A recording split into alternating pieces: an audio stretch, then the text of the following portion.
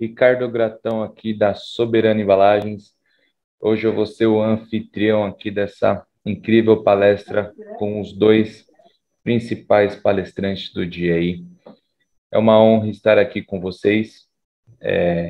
Então, seja muito bem-vindo, seja muito bem-vinda. Coloca aqui no chat qual é o seu nome, qual a sua especialidade, para a gente saber quem são as pessoas que estão aqui com a gente, conosco hoje, né?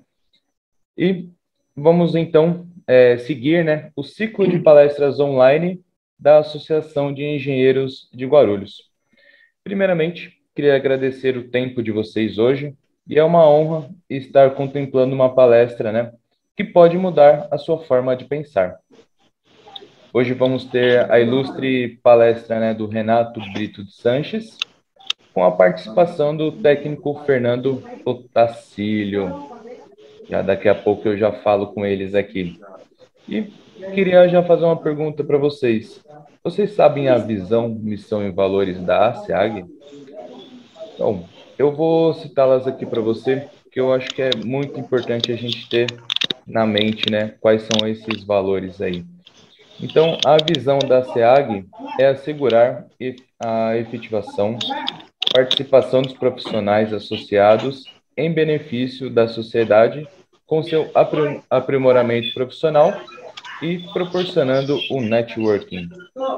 A missão é a valorização do profissional na área de tecnologia, capacitando e orientando para a segurança e qualidade de vida da sociedade.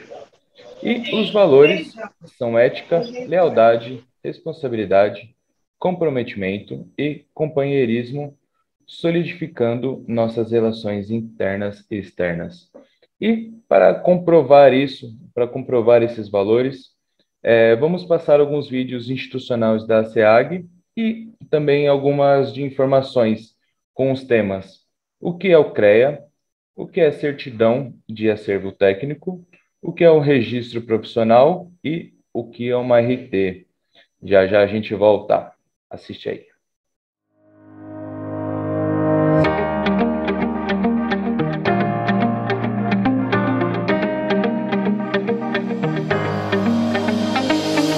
A SEAG vem representando os profissionais da área de engenharia, arquitetura, agronomia, técnicos e tecnólogos das mais diversas áreas, junto aos órgãos públicos, Prefeitura, Estado, órgãos como Corpo Bombeiro, CETESB, Vigilância Sanitária, sempre buscando o melhor profissional, a valorização do profissional. A SEAG é uma das maiores associações do segmento no estado de São Paulo e tem uma grande representatividade no CREA São Paulo, que é o Conselho Regional de Engenharia e Agronomia, e representa, obviamente, através da SEAG, todo o nosso município de Guarulhos.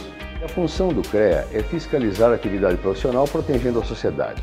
E a função da associação é valorizar o profissional.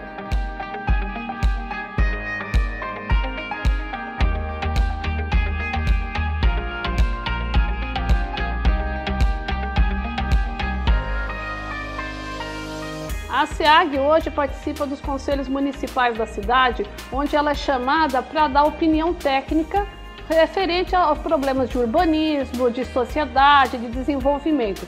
A importância dela para os profissionais da cidade é muito grande em função das tratativas que nós tomamos, tanto para a melhora dos problemas que nós encontramos, como nossa participação em todas as áreas da sociedade civil.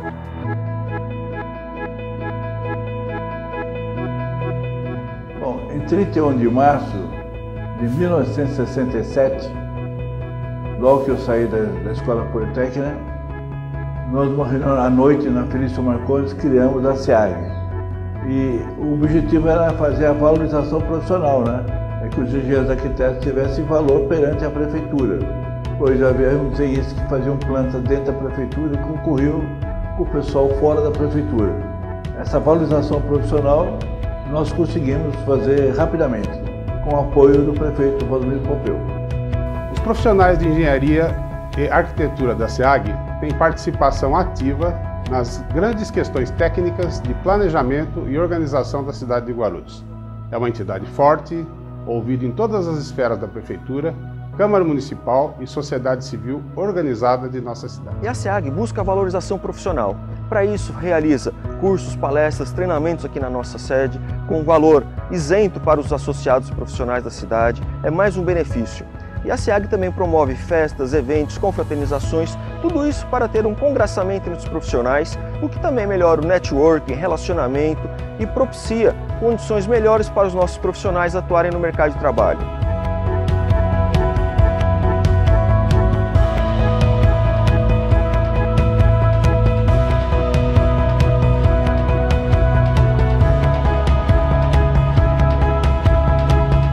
Esta é a SEAG. Venha fazer parte conosco. Ao contratar serviços de engenharia e agronomia, exija a ART, Anotação de Responsabilidade Técnica. O que faz o CREA São Paulo? O CREA São Paulo é o Conselho Regional de Engenharia e Agronomia do Estado de São Paulo, uma autarquia federal e o maior conselho profissional da América Latina, ao lado das instituições de ensino que capacitam e das entidades de classe que defendem os direitos trabalhistas e promovem ações de valorização. O papel do Conselho é registrar, habilitar e fiscalizar o exercício de profissionais da engenharia, agronomia e geociências no âmbito paulista. Com isso, o CREA São Paulo impede que leigos ou indivíduos não habilitados exerçam atividades exclusivas de profissionais da área tecnológica, garantindo a segurança de toda a sociedade. CREA São Paulo. Fiscalização. Boa para o profissional, essencial para a sociedade. O que é certidão de acervo técnico? Acervo técnico é o conjunto de atividades técnicas desenvolvidas ao longo da vida do profissional.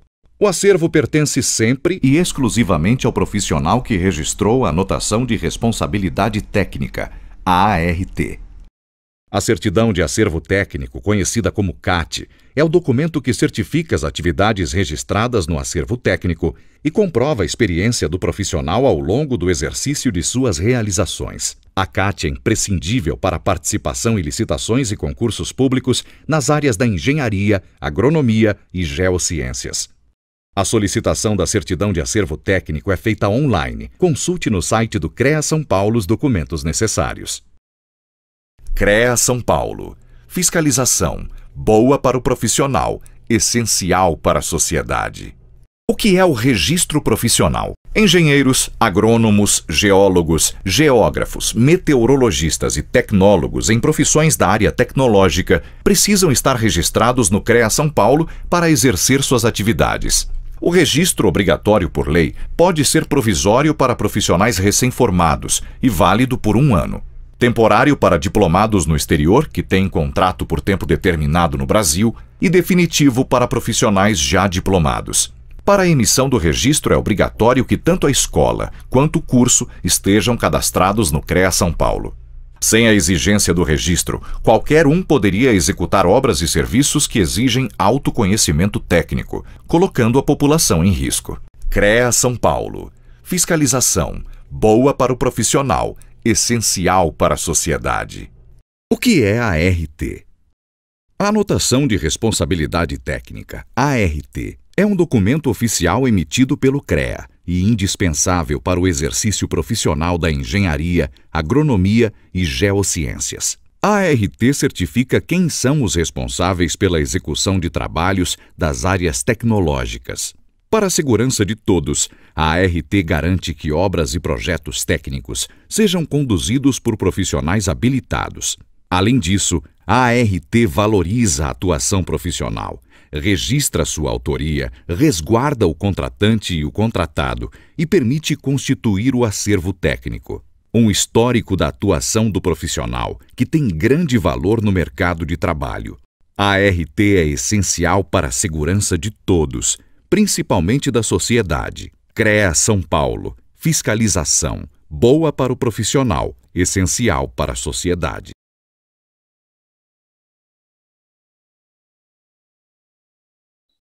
É isso aí, pessoal. Quem não fez ART, comecem a fazer agora. E agora, de antemão, já vou chamar os ilustres. Renato Brito Sanches, está comigo aqui, Renatão? Opa, tudo bom? Tranquilo, Ricardo? E aí, meu velho, tudo bem? Maravilha, firme e forte. Uma Você chuva lascada aqui em São Paulo, né? Mas tá tudo certo. é mesmo? Conseguiu chegar e pegou muito trânsito? Não, nem cheguei. Na verdade, eu tô fazendo externa, né? Hoje eu tô aqui em Santo Amaro. Vou fazer Ah, daqui legal. porque senão, sem chance. Não, senão você não volta, você vai fazer no carro. É isso aí. Eu vou chamar agora também o seu parceiro também, Fernando Perfeito. Otacílio. Tá por aí, Fernandão? Fala, meu amigo. Boa tarde a Ó, todos aí. Prazerzaço com ótima, vocês aí nessa tarde maravilhosa.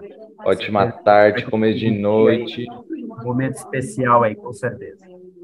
Excelente. Bom, então, hoje com o tema aplicações e impactos da impressora 3D nos projetos de engenharia. O palco é de vocês. Um tá com controle e outro vai só toreando aí também. Excelente apresentação para vocês e qualquer coisa, qualquer dúvida, quem tiver dúvidas, pode colocar aqui no chat que eu vou estar olhando também. Qualquer coisa eu chamo vocês, coloco a mãozinha para cima e começo a falar também para fazer as perguntas aqui subsequentes, tá legal? Perfeito. Maravilha, meu Fechado. amigo. Manda bala Vamos lá, lá. então. Estão me ouvindo bem aí? Todos me ouvindo bem? Maravilha. Perfeito. Deixa eu só deixar aqui os participantes. Vamos lá. Esse é um tema bem interessante, né, pessoal? Quando nós falamos sobre engenharia, vai colocar alguns slides aqui até para ir discutindo um pouquinho, né? Mas quando a gente fala de engenharia, ainda mais engenharia civil, vem o pão e velho canteiro de obras, né? Eu lembro que, assim, quando a gente fala de engenharia civil, logo que a gente começou a projetar o mundo, né? Quando o mundo começou a se projetar, já se falava em canteiro de obras, né? Então, quando as pirâmides foram erguidas, se falava em canteiro de obras, né? O panteão grego falava-se em canteiro de obras. Mas tudo isso evoluiu. E da pedra esculpida, nós temos hoje uma infinidade de materiais. Então, para me apresentar um pouquinho aqui, eu sou Renato de Brito Sanches, engenheiro de formação, então tenho formação aí na área de elétrica, mecânica, na área de civil, na área industrial, também sou engenheiro de segurança do trabalho, trabalho muito com inovações, né? Sou mestre doutor, também pesquisador na área de desenvolvimento de tecnologias. Alguns já me conhecem, outros não me conhecem. Sou guarulhense, tenho uma empresa em Guarulhos, junto com o Fernando, e nós somos atuantes aí em diversos mercados, inclusive na popularização de tecnologias que permitem para nós termos algum viés favorável à sociedade. Isso porque, quando nós falamos aí sobre engenharia, lembrem-se que a engenharia é o nosso próprio código de ética do CREA, né, o código de ética e moral do CREA, diz para nós que nós também temos que desenvolver as atividades em prol da sociedade em geral. Fernandão, fica aí aberto para você fazer os comentários iniciais, enquanto isso eu vou projetando aqui para nós a nossa tela. Maravilha, Renato.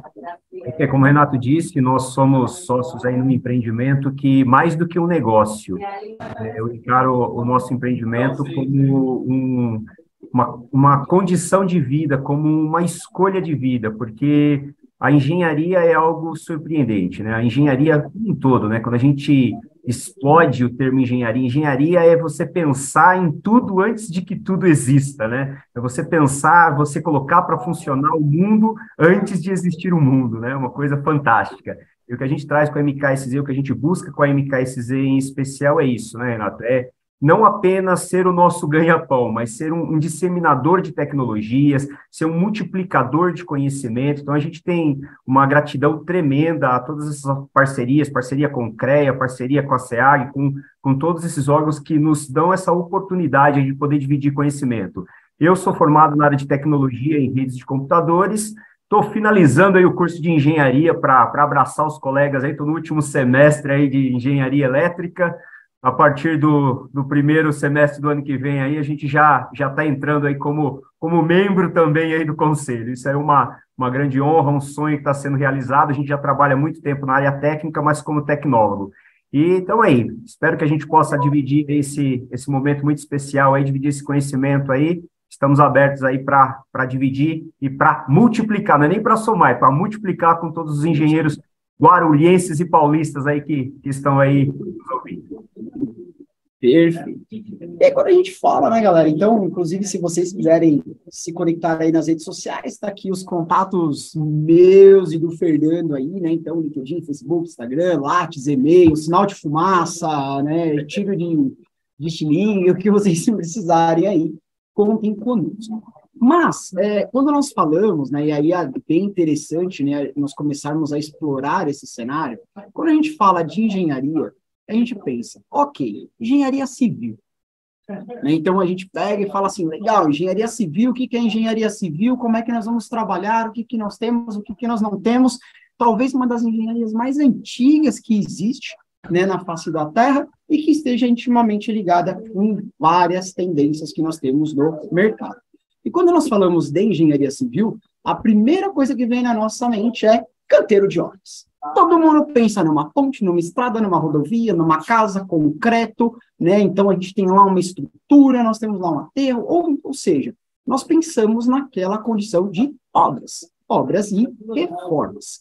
E aqui é interessante, por quê? Porque quando a gente fala da engenharia civil, ela é muito mais do que isso.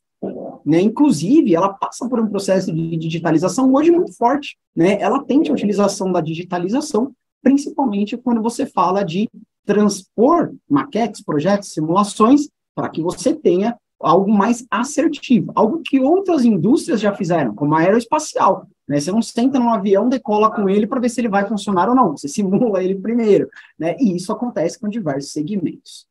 E aí, quando a gente fala dessa parte da engenharia, a gente traz esse conceito.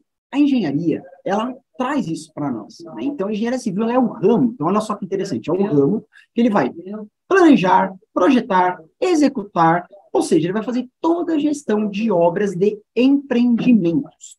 E quando a gente fala de empreendimentos, nós ainda surfamos ali, né, numa onda da superficialidade. Projeto é sempre o projeto. Ok. Engenheiros, arquitetos, é aquele projeto, nós vamos fazer um projeto luminotécnico que vai ser maravilhoso, um projeto está aqui a Melina, que não me deixa mentir, na área ambiental, para reuso, para captação, para lixo zero, perfeito. Mas e aí, a gente esquece muitas das vezes do social.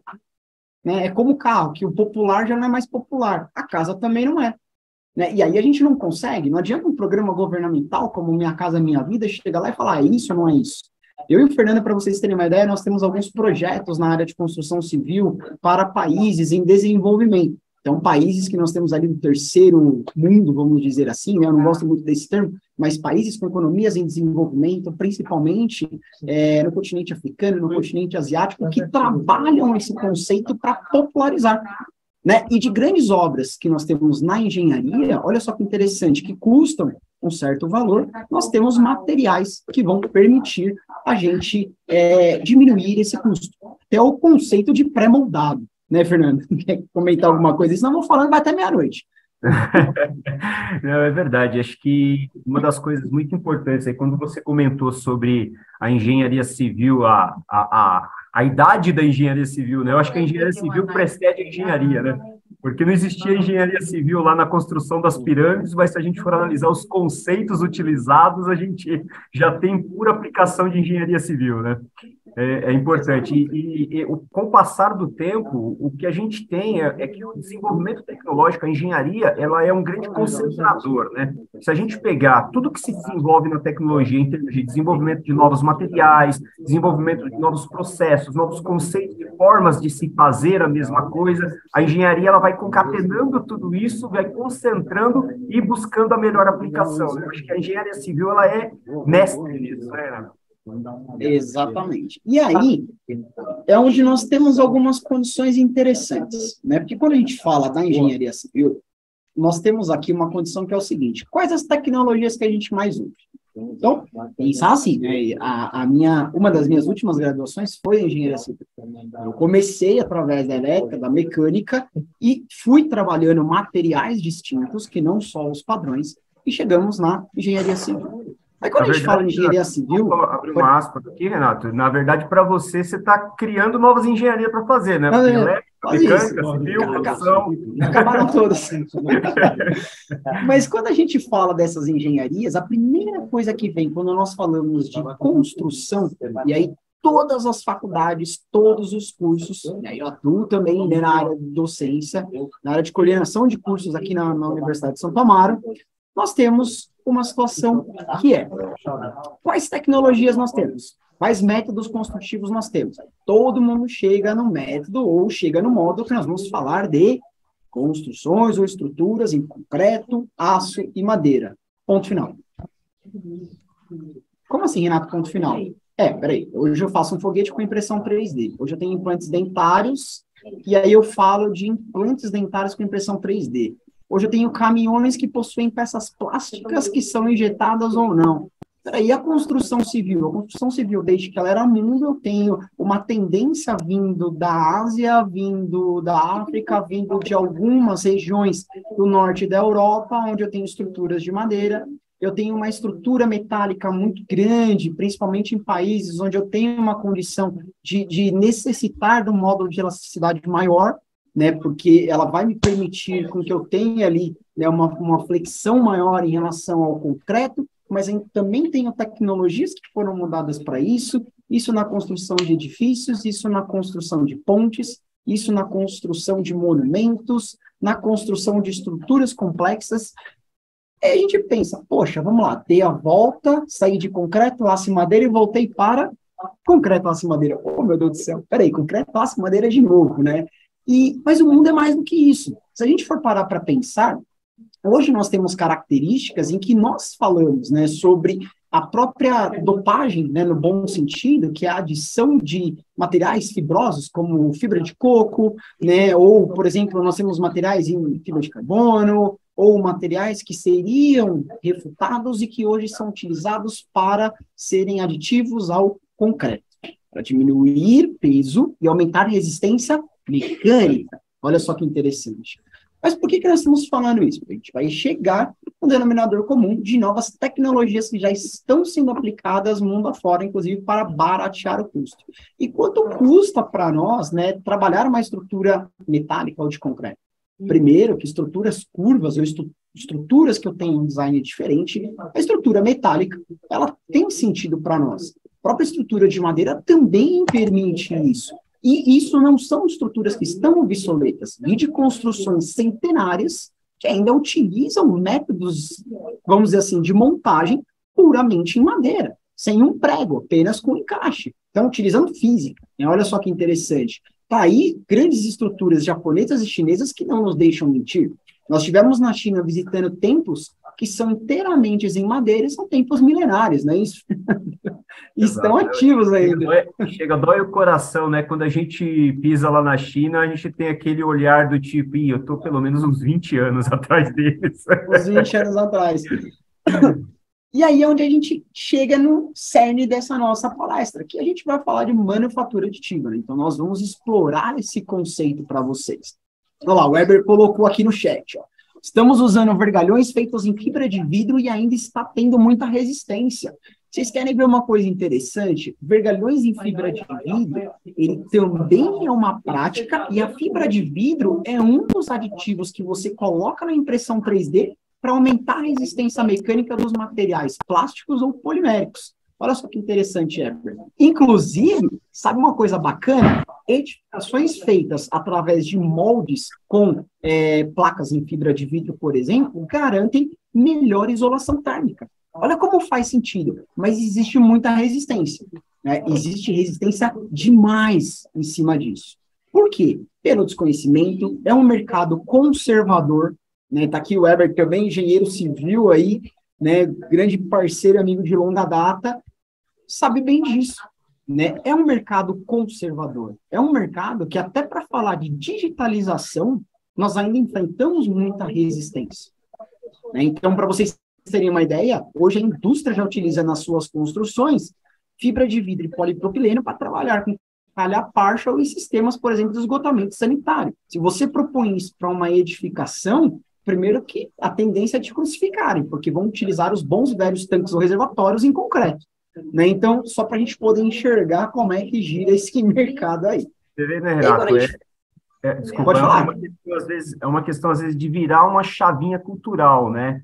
Porque a gente está falando que essa adição, esse processo de adição, ele vai trazer uma condição de melhoria, vai trazer uma condição técnica mais apurada. Vamos dizer assim, a gente tem ganho tecnológico com a aplicação de novos materiais, mas o que ocorre é essa resistência. Mas quem quebra essa resistência é esse público que está aqui assistindo a palestra, esse pessoal que está aqui com a gente, que é o formador de opinião, porque é uma questão cultural. Muitas das vezes, num primeiro instante, a gente sabe que em obras, de uma maneira geral, na indústria, de uma maneira geral, o que fala muito alto, muitas vezes, é o custo, né? Ah, mas qual é o custo para eu implementar uma nova tecnologia, né? Quanto eu vou pagar por isso, uma nova implementação? Mas, muitas das vezes, é uma visão a curto prazo, porque se a gente for analisar essa visão a médio e longo prazo, além de ser um incremento tecnológico, além de a gente trazer uma melhoria de processo, uma melhoria em todos os aspectos técnicos, lá na frente isso vai se tornar também uma redução de custo, né, da obra. Exato. E vocês querem ver uma coisa interessante, pensando nesse conceito de redução de custo, né, que até o Ricardo colocou aqui, né, o plástico é o futuro, sim, né, faz parte desse futuro. O Weber colocou, né, quais as melhorias a longo prazo, né? A gente já pode citar que talvez não, a indústria mecânica, a indústria da civil, então a engenharia mecânica, a engenharia civil, são um dos maiores vilões que nós temos. Por quê? Porque a gente trabalha, né? A gente pensa assim, não, mas na indústria têxtil eu tenho muito desperdício. Não tem. Desde que você criou os teares, você tem ali, né, uma necessidade de conformação, de adição muito grande. Agora, quando você fala da mecânica e da civil, nós temos isso aqui, ó, manufatura aditiva e manufatura subtrativa. Então, a primeira linha ali, ela mostra para nós a manutenção subtrativa, que é um dos grandes viés que nós temos, ou dos grandes pontos negativos, né, da engenharia civil. Aí você fala, por que isso, Renato, Fernando? Por quê? Vocês já construíram uma parede, vamos lá, vou generalizar, tá? Vocês já construíram uma parede com as caixinhas de tomadas, eletrodutos, conduítes no lugar, tubulação hidráulica? O PEX veio para ajudar muito, ok? Mas você constrói a parede para depois você cortar o tijolo, cortar o bloco, cortar o concreto, né? Para depois você passar a tubulação. Olha só que interessante. Você percebe que você monta para depois tirar. E o que você faz com aquele entulho e descarta? Nós temos leis hoje de preservação ambiental que você não pode jogar isso em qualquer lugar, né? Já na manufatura aditiva, você sobrepõe camada a camada, que é um dos grandes princípios que nós temos hoje, quando você tem, por exemplo, aquele trabalho com PEX, que você já vai fazendo o piso, já vai colocando o PEX e já vai fazendo, né, todo o enchimento. Então, quando a gente fala de manufatura aditiva, ela minimiza para nós essa condição de desperdício. Porque você tem um material, eu não diria que exato, mas talvez na medida certa, não é isso, Fernando? Exato. Aí a gente está agregando o conceito de sustentabilidade, né? Porque muitas vezes a gente falar de obra sustentável, falar de trabalhar esse conceito de sustentabilidade no âmbito de uma construção civil, às vezes pode parecer meio paradoxal, né? A gente, pensando com a cabeça do modelo antigo, do modelo funcional, a gente fica pensando, mas como eu vou ser sustentável? Não tem jeito. Tem sim. E o conceito de manufatura aditiva, ele trabalha muito essa questão, porque você tem ali uma utilização de materiais de uma maneira muito assertiva. Você tem aí praticamente zero de desperdício, né? E é uma coisa interessante, porque assim, a gente fala muito do selo ambiental, pegada de carbono, logística reversa, né? Então, talvez um dos maiores impactos na construção civil seja se permitindo agregar na sua atividade novas tecnologias, da construção mais pesada, uma construção mais específica, que nós vamos explicar mais adiante, você consegue minimizar muito, muito esse desperdício, principalmente de material. Qual que é um dos grandes gargalos da engenharia civil? Desperdício de material e depois descarte desse material, que inclusive impacta diretamente no selo Green Building, não é isso? Um dos pilares do Green Building não é só lá, economizei água, descartei meu esgoto, tratei o efluente, coloquei lâmpada LED de alta eficiência, relé crepuscular. Não, você também tem o resíduo da obra. O prédio, para ele ser 100% sustentável, ele começa na obra. Ele não é na operação apenas. Né? Então, quando a gente fala desse cenário, tem que considerar toda a cadeia, né, Fernando? Exato, e quando a gente fala de sustentabilidade de selo, na verdade, quando começou, né, esse conceito de Green Deals, de obra sustentável, a gente tinha alguns parâmetros, alguns poucos parâmetros, porque se colocasse, vamos dizer assim, uma série de exigências muito grandes, não seria possível atendê-las e o selo ia cair por terra. Mas o fato com o passar do tempo e as possibilidades tecnológicas, as evoluções, os conceitos todos de sustentabilidade sendo amadurecidos também no âmbito da construção civil, a gente entende que cada vez tem mais critérios. E quando a gente fala de receber os selos de obra sustentável, isso começa em pensar desde a concepção do material, como esse material é obtido, até a outra ponta. São dois extremos que devem ser respeitados, desde a concepção do material, aí entra em toda a parte construtiva, processo de execução de obra, até a ponta do descarte. Então, hoje, quando a gente fala de receber um selo de obra sustentável, de prédio verde, os corintianos que me perdoem, eu sou corintiano também, mas o prédio verde, na verdade, a gente tem essa linha que começa lá na obtenção do material e vai até o descarte. Não é olhar somente para o prédio, somente para o local da obra, né? E a gente está falando aqui até agora só sobre os impactos contra resíduos. A gente ainda vai chegar na questão financeira. É uma situação bem interessante. E para vocês terem uma ideia como você começa a quebrar alguns paradigmas, poxa vida, hoje em dia, piso vinílico é uma novidade. Só tinha laminado. Os rodapés em polietileno são uma novidade, né? Novidade antiga, né? Vou pensar assim. O Weber que está aqui, para quem não conhece, o Weber, proprietário da Termofogo, trabalha com todo o sistema de forros e hoje ele toca a obra também, várias outras atividades. E adivinhe, ele não faz forros em argila, nem molda na coxa dele, muito menos faz em fibrocimento, né? Porque é pesado. Então, o que ele faz? Ele trabalha com uma linha de materiais plásticos e termoplásticos que garante isolação acústica, isolação térmica, menos resíduos de obra, uma aplicação mais fácil, né? Ou seja, até na condição de descarte, troca ou manutenção, o impacto é menor, né? Reciclável, né? Então, olha só que interessante. Então, quando a gente pensa nesse cenário, você já tem isso na construção civil. Então, quando você fala de resistência, o paradigma, a crença limitante hoje, ela é muito grande, mas de forma desnecessária. O Weber colocou ali, ó, em cima da fala do Fernando. Acredito que isso antecede. Temos que chegar na pessoa, que é o início de tudo. Preparar o sujeito e chegar na obra mais preocupado. Exatamente. Entendeu? Na verdade, você tem que criar essa base. E eu vejo que isso não é explorado, por exemplo, hoje em dia, até na nossa base, que é a educação. Né? No desenvolvimento disso. São poucas as universidades que trabalham, né, todo esse desenvolvimento. E isso é legal. Por quê? Porque a gente começa a criar, começa a gerar essa base, ok? Pensando nesse cenário, claro que nem tudo são flores, a gente tem que pensar em algumas características como as propriedades, principalmente mecânicas, dos dois tipos de material. Quando a gente fala de uma manutenção subtrativa, que eu tenho lá um concreto e eu vou trabalhar um concreto armado, vou trabalhar uma estrutura de concreto, um bloco, né, vou trabalhar com um elemento de estrutural, é óbvio que eu vou ter ali um nível de, vamos dizer assim, de segurança muito maior, uma resistência mecânica muito maior, ok? Porém, ele também é oneroso, porque eu vou precisar de um espaço maior. Você tem que acumular esse material para transportá-lo. Ok? Diferente de você começar a introduzi-lo através de uma aplicação gradual e à medida que você trabalha. É como pegar o conceito da linha de montagem do toyotismo, né, de Toyota, e colocar ela para funcionar com just in time. Então, você não vai comprar lá 5.000 blocos para ir montando de 2 em 2.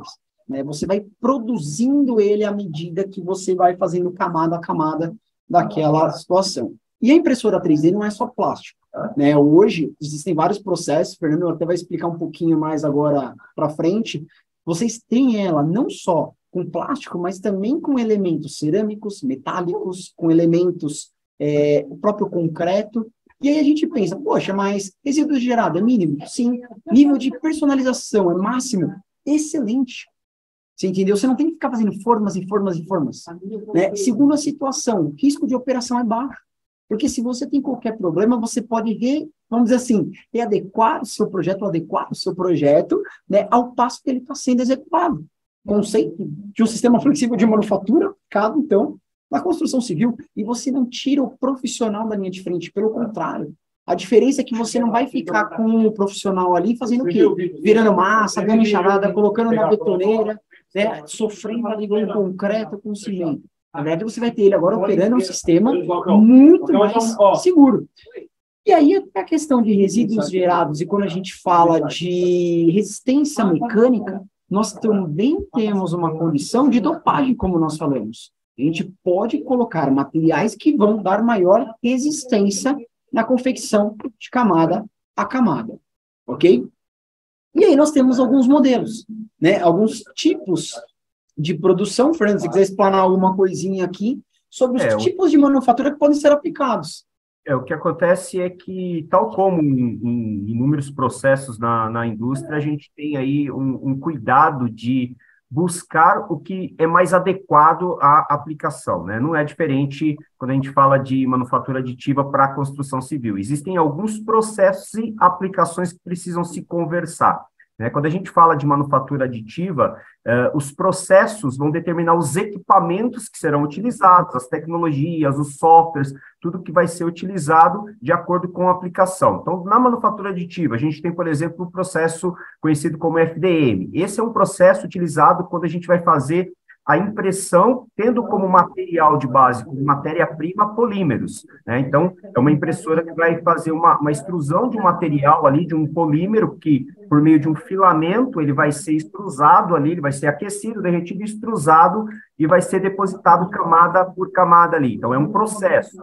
Aí a gente tem aí o SLA, que foi a primeira tecnologia a ser desenvolvida para impressão 3D, foi a SLA. Ele vai na década de 80, né? Vocês teriam uma ideia de como isso é antigo.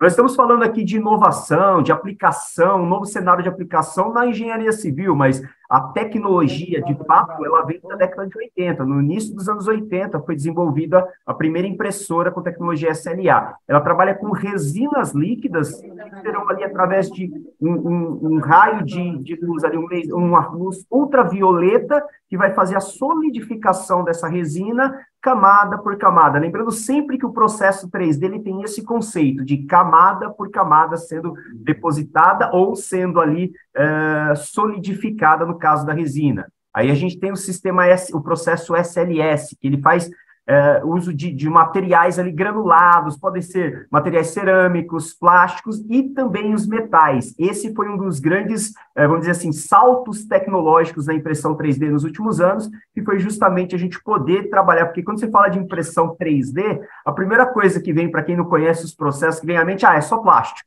né? Eu só consigo trabalhar com plástico. É uma alternativa boa, porque aí eu consigo fazer prototipação com custo mais baixo. Legal. Realmente, inicialmente o conceito era esse.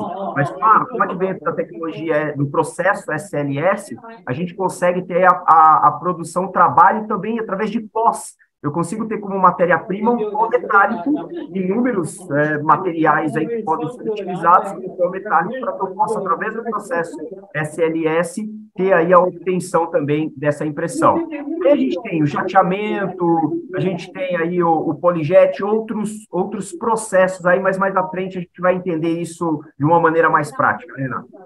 Perfeito.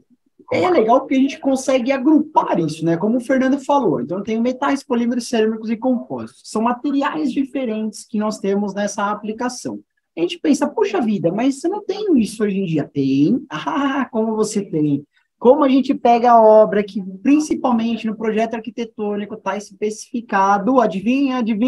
Não é uma peça real em madeira ou em metal. É uma peça com material que imita madeira ou metal. Olha só que interessante. E, poxa vida, todo mundo fala construção civil. Peraí, calma aí. Tem certeza que nós temos grandes estruturas hoje que são feitas dessa forma? Tá aí o advento do steel frame e do próprio drywall que não nos deixa mentir. Então, a gente já tem hoje materiais que são diferentes. Vamos colocar assim, talvez o ponto de dualidade seja que com o processo de manufatura aditiva, nós temos menos desperdício. Porque eu não vou precisar comprar uma placa de drywall de 2,40 metros, por exemplo, para utilizar 2 metros. Eu não vou precisar, por exemplo, comprar uma barra de steel frame para cortar 30 centímetros e jogar fora. Você percebe? Então, a barra metálica lá do perfil metálico. Então, tudo isso gera resíduo. E aí nós temos uma série de oportunidades e de tecnologias para que a gente possa pôr. Olha lá, a condição de compostos através de laminação. E aí nós temos várias aplicações quando nós falamos, e como característica para a impressão 3D aplicada, nós temos quem? Velocidade, custo reduzido. Nós estamos falando, gente, que isso pode chegar em torno de 1% uma edificação convencional, dependendo do que for. Hoje nós ainda temos um preço elevado. Nós estamos falando ali que, comparado com uma casa pré-moldada, eu vou mostrar para vocês daqui a pouquinho, a gente tem um custo ínfimo, principalmente para residências populares e situações em que eu preciso dar dinâmica e formas às edificações. Porque aí eu tenho uma condição de design e complexidade muito maior do que não tenho. Estruturas de concreto, madeira e aço convencionais. Principalmente quanto à customização. A sustentabilidade nós já conversamos. Mas aí, onde que nós aplicamos, então, a manufatura aditiva na engenharia civil? É o que nós estamos falando até agora, que nós estamos discutindo. Quando a gente trabalha esse conceito de manufatura aditiva, ela vem de fora e de dentro. Ok? Olha lá, o Weber colocou aqui, ó, nós desenvolvemos em 2016, governo Dilma, creches totalmente feitas em placas plásticas. Exatamente, Weber. E isso permitiu também construir moradias populares que elas eram fabricadas com material reciclado, que a impressora 3D permite. Desde você construir com placas até blocos feitos, né, com material prensado, na verdade foi triturado, prensado e moldado novamente, até a condição que isso começou a popularizar, por exemplo, telhas recicladas. Olha só que interessante. Então, estruturas. E você tem muito isso. E se você parar para pensar, você já tem esse conceito quando você fala, por exemplo, de aglomerado de madeira montando chalés. Olha só que interessante. É a melhor? Talvez não necessariamente. Mas eu posso ter, olha só, madeira reciclada transformada em aglomerado de madeira para que eu possa criar o quê? Chalés, pequenas residências que têm baixa resistência mecânica. Essa é uma característica do que nós temos mundo afora. Beleza? E essa é uma característica daqui para frente, daqui para o futuro. Né? Ninguém mais monta um palácio de concreto, né, para que a gente possa ter um custo, né, desnecessário e que a gente possa, vamos dizer assim, não usufruir da melhor forma, de uma forma mais eficiente, em relação ao custo-benefício. E quando a gente fala de manufatura, né, Fernanda, para a gente pegar um gancho aqui, talvez um dos maiores erros do conceito de manufatura aditiva seja nós pensarmos que a manufatura é só aquele negócio que derrete e vai depositando camada a camada, né? Porque, na verdade, como o Fernando falou, a gente tem materiais de diversos tipos. E aí, a subtrativa eu vou tirar. Aquela que eu transformo, como, por exemplo, peguei uma chapa metálica, estampei ou cortei, é conformação. Só que a própria colocação de blocos é o quê? Aditiva. A casa de taipa é aditiva, né, Fernando? Camada sobre camada, né? Na verdade é o seguinte, quando a gente pensa talvez seja um grande paradigma a ser quebrado, talvez seja uma virada de chave cultural na cabeça do engenheiro civil, do arquiteto, né? Pensar em impressão 3D e manufatura aditiva. Mas não é nada diferente do que já aconteceu recentemente com os pré-moldados, os pré-fabricados, saindo daquele universo de construção tradicional, né? Canteiro de obra 10 vezes maior do que a obra em si, né? Saindo daquele conceito, partindo para o pré-fabricado, eu já tenho uma redução muito grande, eu já tenho vamos dizer assim, um grande avanço tecnológico, não é nada diferente do que está acontecendo agora com a manufatura aditiva, utilizando-se de impressão 3D, né, Renato? Exato. E é o que o Carlos está colocando aqui, ó. O Carlos, né, ele colocou uma situação interessante. Mercados convencionais como o da saúde, né, pegando medicina, odontologia, já tem trabalhado próteses e órteses no lugar das convencionais metálicas. E até a questão de brindes, né? Então, se a gente pensa que ele colocou outro segmento aqui, porque quando a gente fala desse segmento, poxa, vamos fazer uma continha aqui, ó. Continha simples. Ok. A gente até apresentou isso num artigo que foi para uma revista, a revista deu uma questionada, mas eu entendo que esteja implícito.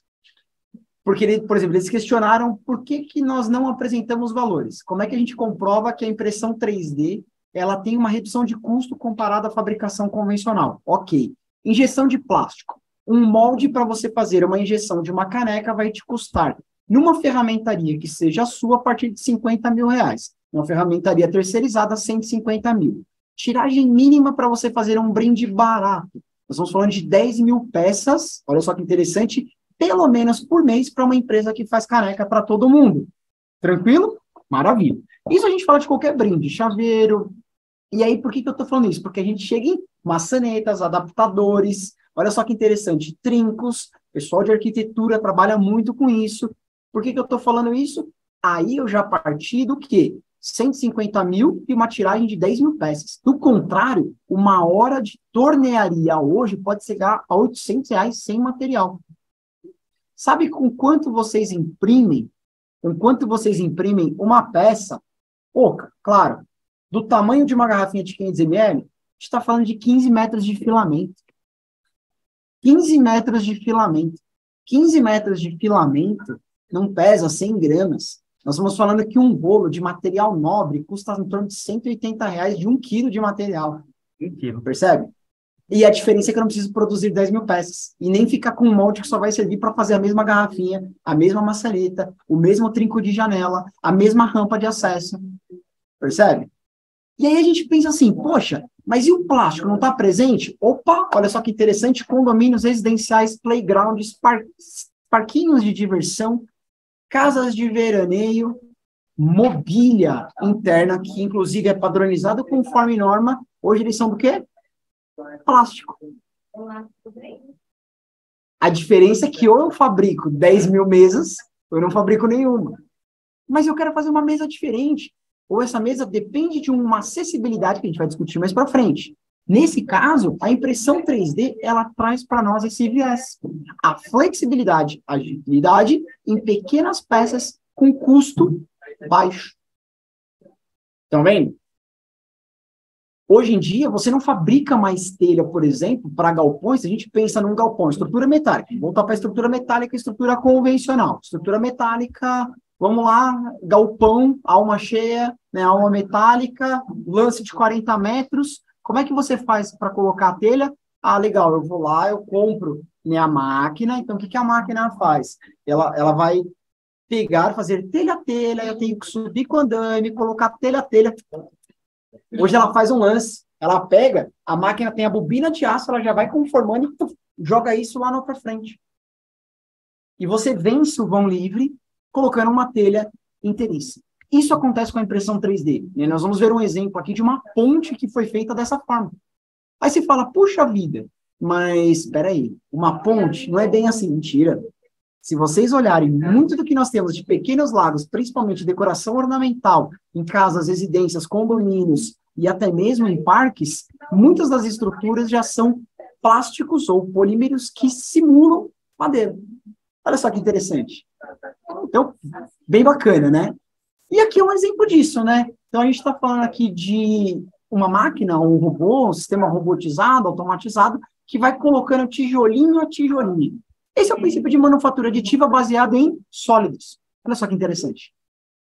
Né? Baseado em sólidos.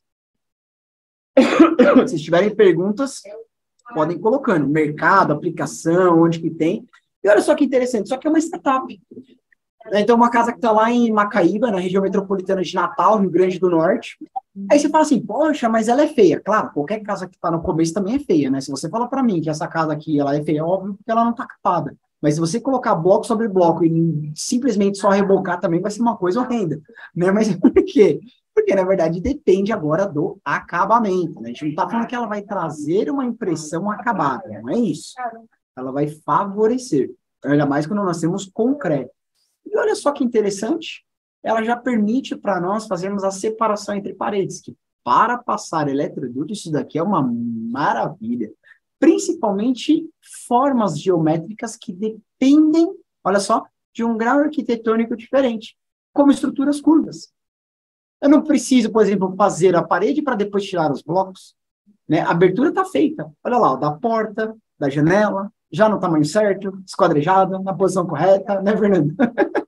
Exatamente. A gente tem aí um ganho de processo, né? Se a gente for analisar em várias situações, tanto na questão hidráulica, quanto na distribuição elétrica pelas paredes, tudo, a gente já tem aí uma minimização de processo, no mínimo.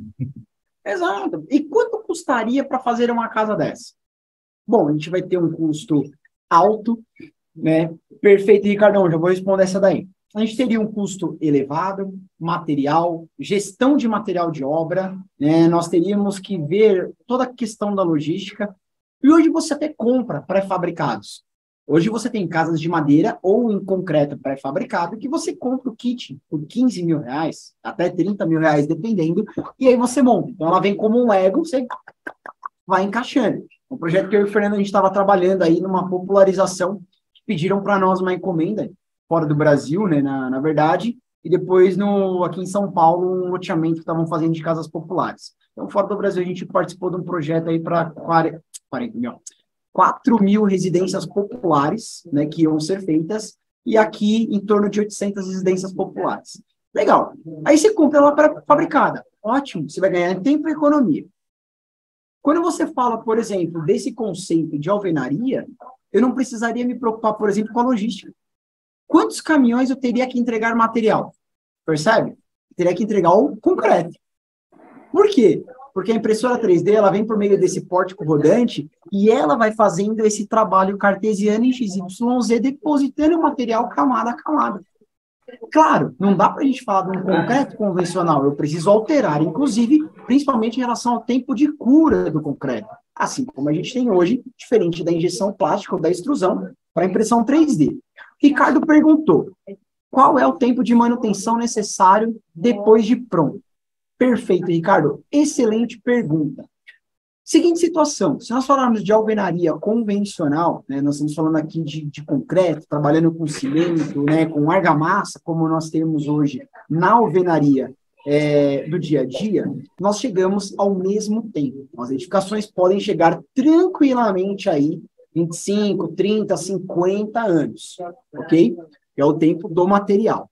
Se nós estivermos falando de uma dopagem com metálico, por exemplo, materiais metálicos ou materiais plásticos, vai de acordo com o material. Hoje, os materiais plásticos, se a gente não pensar num conceito de degradação, como é o PLA, que a partir de 2 anos ele pode começar a se decompor, se você não fizer uma dopagem, um tratamento, ele vai ter um custo menor. Isso é bom para nós quando a gente fala de edificações temporárias, shows, eventos, olha só que interessante, canteiros de obra temporários, moradias temporárias, percebe? Porque naturalmente é o que o Weber falou, ele é reciclado, ele é biodegradável.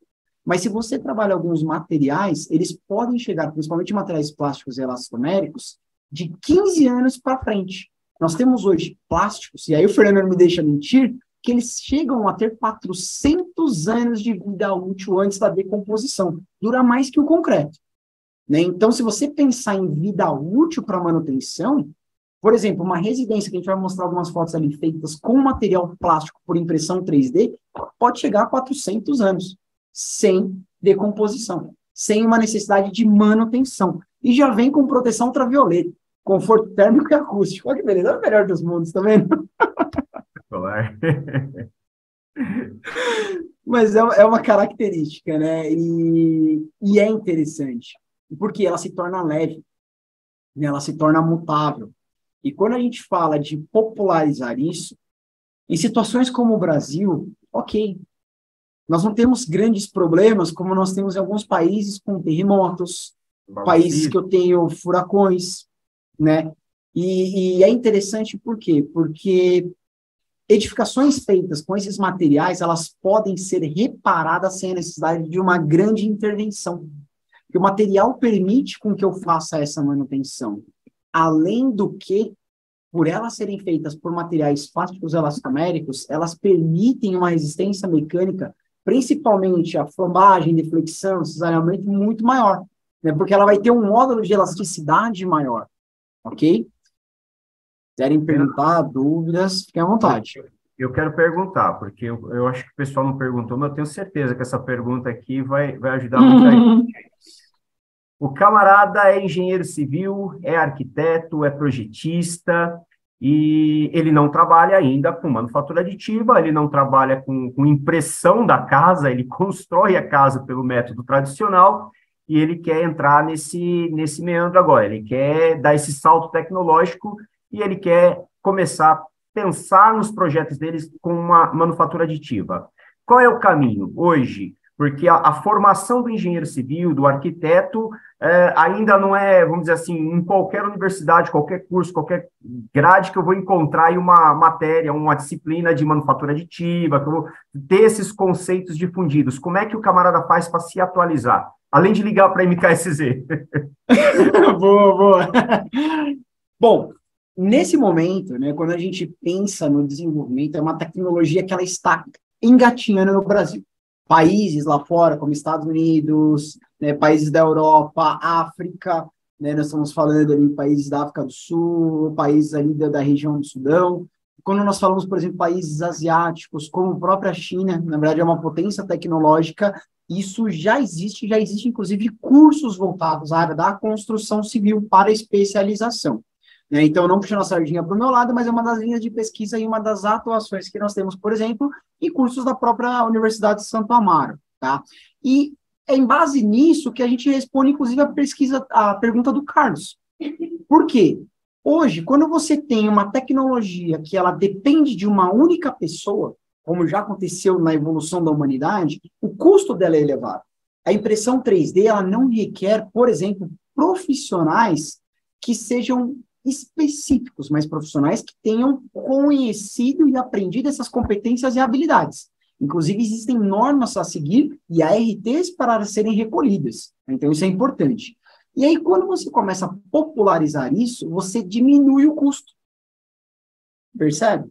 Porque o profissional, ele vai conseguir tocar, vamos dizer assim, mais de um tipo de tecnologia, mais de um tipo de material, mais de um tipo de forma. E não vai ser o cara que fala assim, eu sou perito em aço, eu sou perito em estrutura, eu sou em estrutura de madeira, eu sou perito em concreto armado, concreto protendido.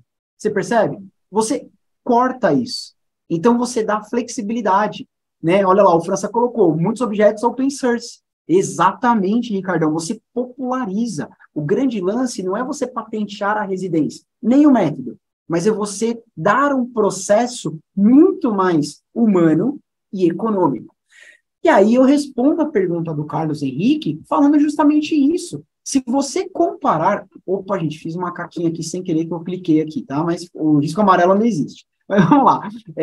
Quando você compara duas residências de construção civil, construção convencional, então pensa assim, numa residência em São Paulo, vamos pegar assim, daqui de São Paulo, Guarulhos, né, região metropolitana, você vai ter uma residência. Vamos supor que você vai construir essa residência e aí na sua planilha orçamentária você chega a R$150 mil de custo com construção, ok? Com a impressão 3D por concreto, você reduz inicialmente em 50% esse custo. Beleza? Então, isso aqui nós temos comprovações disso. Você reduz em 50%. Se você tiver uma produção serializada, então imagina que o Carlos vai lá e vai falar assim, não é uma casa, Renato, eu tenho ali, se a gente pegar aqui situação de Mariporã, Atibaia, eu tenho lá um loteamento que eu vou fabricar, vou produzir, literalmente a gente pode falar dessa forma, 100, 200, 300 casas. Você pode chegar até 80% de redução. É mágica? Não é mágica. Isso é otimização dos processos logísticos, redução do desperdício de material, minimização do tempo entre entrega, olha só, entrega e preparo de material. Por quê? Porque você tem uma grua ou um pórtico rodante que ele vai ficar fazendo esse trabalho, que você precisa fazer a gestão do material com que você está abastecendo ele. Nesse caso, de pequeno porte, ok? Uma casa dessa, por exemplo, para você ter uma ideia, sendo construída lá onde ela foi, no caso do Rio Grande do Norte, você consegue obter um custo dela em torno ali de 15 até 20 mil reais, para você ter uma ideia. Casa de pequeno porte, moradia familiar, né, popular, você consegue estar trabalhando desta forma. Então, você consegue popularizar e muito a produção desse tipo de residência. Pô, Renato, peraí, então me explica uma maluquice, eu só faço residência popular? Não. Se vocês não sabem, 6.400 metros quadrados foi construído a maior edificação em Dubai. Dubai está investindo pesado, e a República de Singapura também, porque 86% da população precisa hoje de moradia. Então, eles estão investindo cerca de 150 milhões de euros só em pesquisas na área de tecnologia, impressão 3D para residências. Dubai, que a gente vai mostrar a foto daqui a pouco, ele fez essa casa de 6.400 metros. É a maior casa já construída e que bate, que em 2012 nós tivemos uma de 5 andares. Foi feita na China. Ela bateu essa daqui justamente trabalhando com essa casa. E você olha a casa e fala, não foi feito com impressão 3D. Foi feito com impressão 3D, mas foi feito de cabo a rabo. Não foi dessa forma mais grosseira que nós estamos vendo aqui. Vou mostrar para vocês daqui a pouquinho. Fernando, quer completar alguma coisa? Alguém quer colocar mais alguma ideia aqui? Não, temos isso no Brasil? Temos, tá? Então, Carlos, temos. Galera que está vendo a gente aí, engenheiros e engenheiras, né, do nosso Brasil, temos já essa tecnologia? Temos. Ela é explorada? Existem ainda muitos paradigmas, tá? Você precisa trabalhar um projeto, vamos para cima. Ela não tem dificuldade, tá? Até porque a dificuldade não é você produzir peças grandes, é você produzir peças pequenas, tá? Então, as peças grandes são mais fáceis de você controlar e coordenar. Então, a gente já tem isso daqui, ok? Eu acho que seria legal dar uma pincelada no âmbito da questão normativa. No que tange a trabalhar com a tecnologia de manufatura aditiva através de impressão 3D, por meio de impressão 3D. O que muda no aspecto normativo quando a gente fala da construção civil? Claro, se tiver algum impacto também em outras normas, como NBR 5410, que é de instalações elétricas, 5419, tudo, como é que fica a adequação normativa quando eu construo por meio de impressão 3D? Perfeito, vamos lá. Então, até para a gente poder... Não vai apagar isso aqui, não. Então, até para a gente poder responder até a pergunta aqui do Ricardo, eu acho que vai bem interessante, né? O Ricardo colocou aqui, o processo de pré-forma também pode auxiliar nessas casas? Sim. Por quê? Se você tiver uma base, você complementa esse processo, ok? Então, você pode ter uma base para ganhar tempo, então você tem as pré-formas ou os pré-moldados, e aí você vai complementando. E aí a gente bate isso na legislação. Porque quando nós falamos de legislação, ok, só pergunta de prova, alto nível. É isso aí mesmo. Então, quando a gente fala de legislação, hoje, uma casa como essa, minimiza a condição, por exemplo, da responsabilidade do engenheiro? Não. Pelo contrário, é muito maior. Ok? Por que é muito maior? Porque ele praticamente, agora, ele está com tudo na mão dele. Então, ele não vai poder falar assim, isso aqui era a responsabilidade do gesseiro, isso aqui era a responsabilidade do pedreiro, isso aqui é a empresa de acabamento, isso aqui... Ou seja, ele literalmente vai estar de cabo a rabo no projeto. Perfeito? Referente à normalização, atende, desde que você comprove que toda a estrutura mantém as características, se você falar de concreto, todas as características de resistência mecânica, você entendeu? De características, por exemplo, de agressão ao tempo, de como isso vai suportar para que você possa colocar 25 anos de garantia numa edificação. Por quê? Porque da mesma forma que na engenharia convencional você tira uma amostra do concreto, você vai fazer o ensaio de tração, compressão daquele molde, daquele modelo que você vai validar aquele lote, isso aqui também acontece. Na indústria em geral também é assim. Você pega uma amostra do seu filamento e você faz um ensaio dele. Você faz o teste antes de imprimir qualquer peça. Então, para a construção civil também. Por exemplo, eu não vou poder trabalhar com um material que ele não cumpre minimamente uma condição que não esteja enquadrado ao L94, V0. Por quê? Porque é uma normativa que vai dar para nós o quê? Autoextinguível de chama e não emissão de fumaças tóxicas, não é isso? Isso já é padrão para eletrodutos, conduítes e tomadas. Aí eu faço uma casa com materiais poliméricos ou plásticos que não seguem a normalização. Você percebe? Então, a gente precisa ter isso. Assim como, se eu mudo o material, eu tenho a condição de conforto ambiental. Então, toda a legislação, ela ela continua sendo seguida, tanto quanto a NBR, que são as normas preconizadoras, quanto às NRs e leis municipais, estaduais e federais que regem as boas práticas de segurança dentro das instalações e edificações, ok?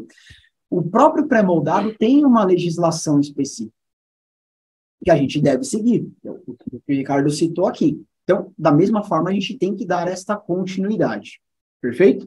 Quando a gente pensa também na condição de ambiental, olha só que interessante, a Melinda está aqui, não me deixa mentir.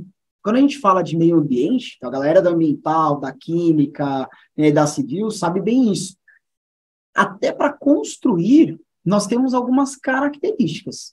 Você não pode, por exemplo, ter uma construção em que você prolifera por ela, né, pelo material dela, agentes patogênicos que podem gerar, por exemplo, ou desencadear doenças. Isso faz parte, isso é regra, é premissa. Por isso que a gente não costuma ler, mas se você olha todo o rótulo de uma argamassa ou algo do tipo, você vai ver que, inclusive, existem propriedades que são antifúngicas, propriedades que são assépticas, né, propriedades, por exemplo, que não permite, né, a criação de culturas bacteriológicas que podem transmitir doenças. Isso segue para a premissa desses materiais, beleza? Então, isso é uma regra também, ok? Olá, Carla perguntou aqui, a Renata. Eu consigo atender a grandes vãos em um projeto com essa tecnologia? Com certeza, Renata, com certeza você consegue. Por quê? Tudo vai em função da distância do pórtico. Se você tiver um pórtico com 20 metros, você vai construir módulos de 20 metros. Se você tiver um pórtico, como o que a gente tem em estaleiros, para você construir navios que tem 60, 80, 100 metros de largura, você vai ter essa possibilidade de ter essa construção. Tá? Então, diferente do que nós temos em impressões convencionais na indústria, aqui você teria essa limitação pelo pórtico com que você está utilizando. Ok? Então, só para vocês terem uma ideia, vamos avançar para a próxima foto aqui. Esse aqui é um exemplo de como é que ele monta isso, porque é uma outra característica. Então, na anterior, que nós vimos, essa aqui é a padrão, que é aquela mais barata, né, como eu respondi para o Carlos. Então, nós temos aqui o padrão, que são 2 fileiras, né, então eu não tenho um enchimento interno, isso gera menos resistência, né, na parede e sobre pisos. Então, a gente pode, inclusive, ter mais de um piso, né, mais de um pavimento. E aí nós temos outros tipos de estrutura que eles podem ser, desde o famoso zigue-zague, né, que não é esse bem o termo técnico, mas o famoso zigue-zague, até situações como colmeia, né, enchimentos em colmeia, que vão dar uma maior resistência a essas paredes, de tal forma que você possa permitir ter, vamos dizer assim, um esforço estrutural maior, para que você possa ter vãos maiores, né, como a Carla perguntou, e também alturas elevadas, ok? Como a gente mencionou, tem aquele prédio de 5 andares que está sempre. Tem aquele não, né? Existem vários. Toda vez que a gente fala que um foi feito, pode ter certeza que já existem vários que foram fabricados, tá? Nesse mesmo segmento. E aqui é uma condição interessante, né? Por quê? Quando a gente pensa nesse tipo de argamassa, é muito tranquilo quando você fala assim, puxa vida, fui lá, fiz lá o meu concreto, preparei a minha argamassa, vou fazer meu trabalho, vou colocar minha parede em pé. Então, você tem o bloco já está, vamos dizer assim, solidificado. Então, é um processo diferente. É como eu trabalhar com pré-moldado. Ou, por exemplo, quando você vai fazer um enchimento de uma parede, de uma coluna, de uma viga, o que você faz? Você faz lá as caixinhas de madeira e senta o pau em cima, né? Então, começa a colocar, faz a forma, espera secar. Quando você fala desse processo, você precisa trabalhar o traço dessa argamassa, né? O traço desse concreto. Por quê? Porque, na verdade, ele precisa ter um tempo diferente para começar a solidificar. Então, notem que, diferente do convencional mais líquido, né, você precisa ter uma situação onde, olha só que interessante, ele já vem de uma forma mais adensada para que você possa sobrepor camada a camada, e à medida que você vai sobrepondo, ele já vai secando, ou o famoso processo de cura desse material. Okay? Muitas das vezes essas máquinas também vêm com um processo de circulação ali de ar para que você tenha esse conceito de secagem um pouco mais, vamos dizer assim, rápido, né? Num tempo mais curto. Ponto importante. Vocês podem trabalhar com aditivos? Podem. Podem trabalhar com formas diferentes de paredes? Pode. Formas diferentes de enchimento? Pode. Qual é a altura mínima e a altura máxima?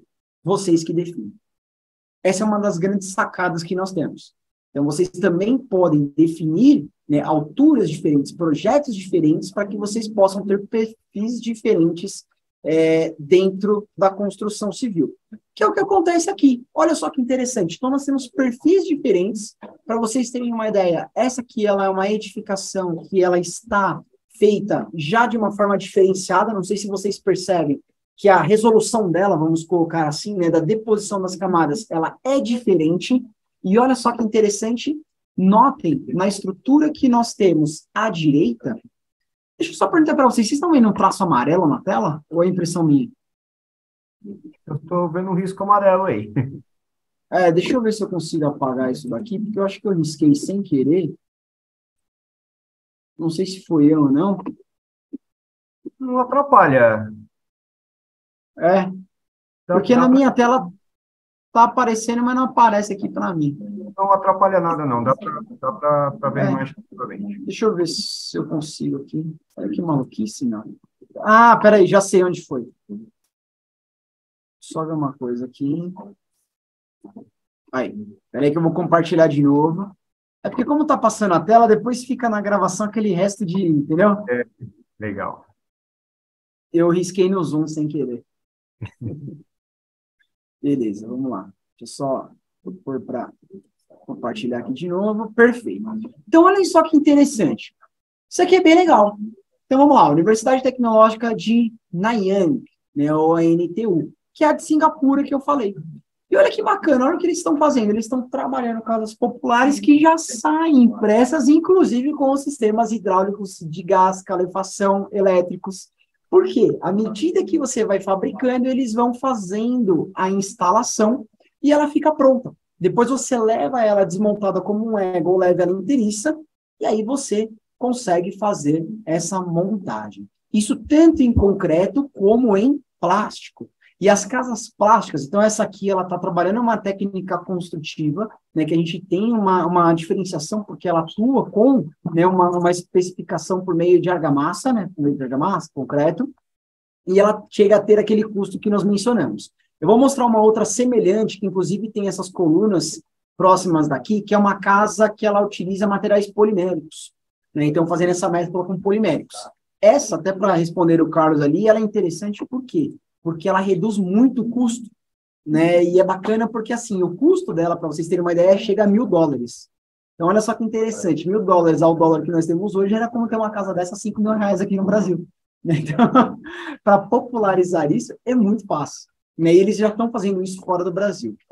Então, só para vocês terem uma ideia, eles estão investindo pesado nesses centros de tecnologia para desenvolver essas moradias populares, que não é tão popular assim, né? Olhando pela foto, é maior do que o apartamento que eu moro hoje. E muito mais barato. Então, se a gente for parar para pensar... Né, Fernando? Fala aí.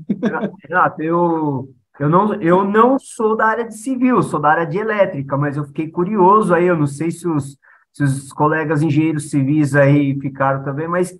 No que tange a questão aí estrutural, né? O alicerce, o embasamento dessa estrutura que vai estar lá para cima, o que muda? Perfeito. Vamos lá. Só respondendo o Weber aqui, confirmando o Weber, né? Exatamente, não gera entulho e se você tiver qualquer erro, simplesmente você refaz aquele pedacinho. Referente à estrutura alicerce, ponto importante, Fernando, a impressão 3D, a manufatura aditiva não vai fazer milagre na construção civil. Né? Então, isso não exime um projeto de fundações. Tá? Vamos dizer assim, se a gente comparar a mesma instalação, quando a gente fala de uma colocação, por exemplo, com steel frame, a gente não vai ter um solo rígido, ou, por exemplo, uma casa com, vamos dizer assim, uma arquitetura convencional, um projeto convencional de construção civil, né, com argamassa convencional. Se você não tiver a fundação, essa casa vai desabar, ok?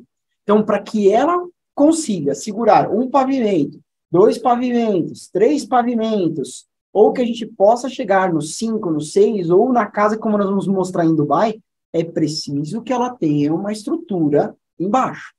Né? Então, o alicerce dela, a fundação dela precisa ser feita.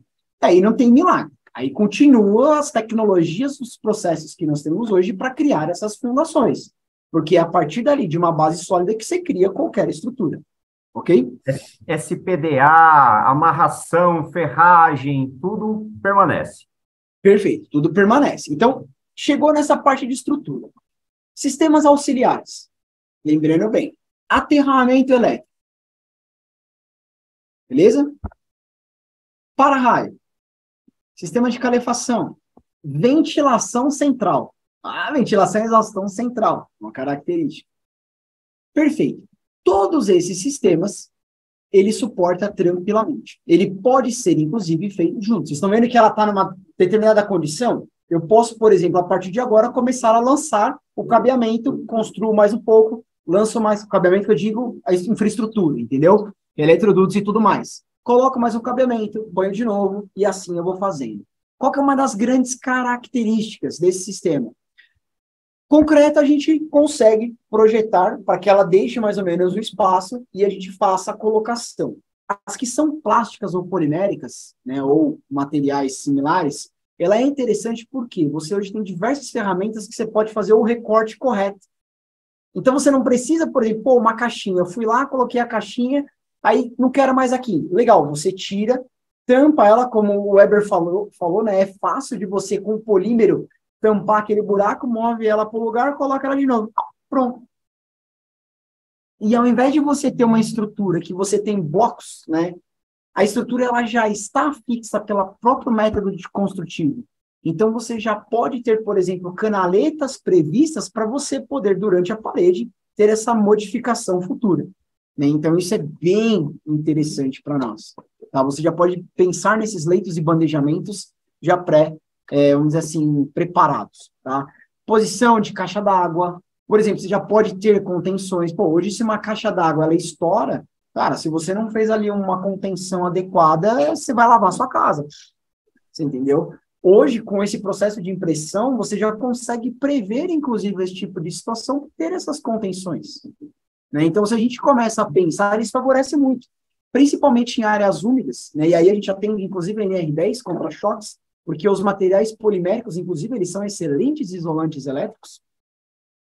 Você entendeu? Então, a gente consegue também já trabalhar dessa forma, inclusive condições de impermeabilização. Tá? Uma outra condição legal é que, quando nós falamos desse tipo de montagem, você já pode prever, inclusive com aquele processo de enchimento, situações em que, da mesma forma que num para-raio estrutural você desce, né, você tem as descidas por dentro da parede, você pode prever aqui. Outra condição, você evita a vibração. Então, lembra quando o seu vizinho de cima ou do lado, ele usa o banheiro e você ouve o que ele está fazendo? Você consegue evitar nesse tipo de construção, sem precisar de um enchimento específico. Ok? Perfeito. Vamos lá, só para continuar aqui. Como é que está o nosso tempo aqui? É 10 para as 8, né? Ricardo, como é que está aí? Renatão, eu ia falar isso mesmo, querido. A gente... Tá. Vamos lá que tá acabando aqui, fica tranquilo. Cabeça eu falei que eu falo até meia-noite. Cara, a cabeça tá explodindo aqui, cara. Vamos lá, você tá falando do ramo que eu gosto de ouvir. Mas, vamos lá que tá acabando aqui, para seguir o cronograma aqui, carinha, a gente tem mais 10 minutinhos de palestra aí, tá bom, queridos? Fechou, é o suficiente aqui, pode ficar tranquilo. Eu não vou perguntar mais, hein, Renato? Tá maravilha. Então, olha só que interessante. Essa aqui é uma ponte, né? Então, ela foi feita, olha só que interessante, 12 metros de comprimento. Olha lá, que a Renatinha, né, tinha perguntado, a Carla perguntou, olha lá, capital de Madrid, então a gente tem lá o Riacho do Parque Castilla-La Mancha, e ele traz isso para nós. Então, olha lá, uma estrutura impressa em microconcreto armado, possui 12 metros por 1,75 m. Olha que bacana, gente, é um vão livre. E ela foi impressa, olha só que louco. Né? Então, quando a gente pensa nisso daqui, olha a quantidade de situações que a gente pode atuar. E essa mesma fabricação, ela fez uma outra casa, que é aquela que chega a $1.000, que eu vou comentar com vocês. Então, o responsável aqui é o Instituto de Arquitetura Avançada da Catalunha, né, que criou isso daqui, então é bem interessante. Olha lá, tecnologia, gente. Não basta só ter a trolha, né, que é a famosa colher de pedreiro, e fazer o convencional. Nós estamos num processo evolutivo. E aí, olha lá, outra para nós vermos aqui, ó, essa daqui. Essa daqui, ela se assemelha muito àquela que nós vimos, estão vendo? Só que aqui eu tenho o quê? 2 braços robóticos, então eu tenho 2 braços robóticos da Kuka, que estão fazendo essa impressão, ok? Trabalhando também com termoplástico, olha só que interessante, uma residência até interessante, até bacana. Se vocês olharem arquitetonicamente, para mim, me agrada. Essa é uma daquelas, eles estão vendendo por cerca de $1.000. Então, olha só que interessante. Poxa vida, como a gente não consegue baratear esse custo. E isso não tira o valor do engenheiro. Pelo contrário, é a engenharia que permite esses avanços tecnológicos. Né, entendeu? Olha lá, papapá de colher de pedreiro foi legal. Você gostou, né, da sonoplastia. Mas é isso daqui, galera. Então, a engenharia, ela vem para melhorar. E aí, videozinho da SEAG que nós vimos, do CREA que nós vimos, quem se responsabiliza por isso? O engenheiro.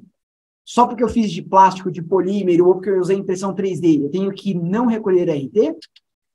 A RT tá ali, ó.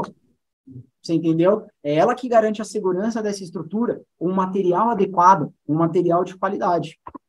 Ok? Material reciclado, como o Weber falou aqui. Então, isso aqui é bem interessante. Vou dar mais uma avançada aqui.